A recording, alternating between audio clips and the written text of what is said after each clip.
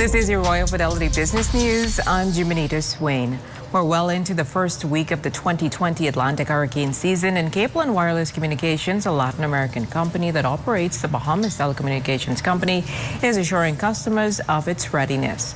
As the company anticipates an active hurricane season, Cable and Wireless Chief Executive Communications Officer Inga Smits said the company is heavily focused on preparing for the hurricane season.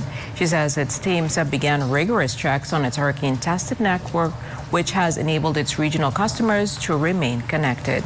In other business news, Solomon's made a second wave of donations to the community and distributed $50,000 in gift certificates to essential workers at its Supercenter Yamakra and Lucaya locations this past weekend.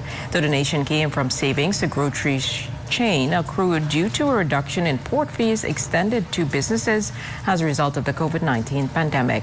Vice President of Marketing and Communications at AML Foods Limited, Renee Bastian, said this money was what the company had budgeted to spend, and recognizing the pivotal role essential workers are playing in keeping our communities safe and operational, the company offered this reward to thank them for their invaluable service.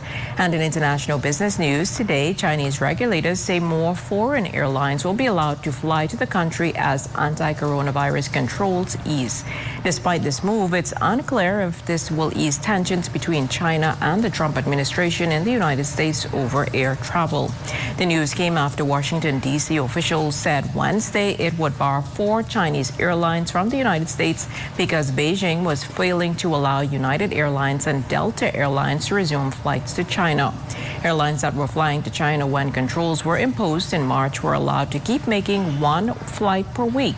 However, United and Delta had suspended their flights before that and had asked for permission to resume. That was your Royal Fidelity Business News. I'm Jimenita Swain.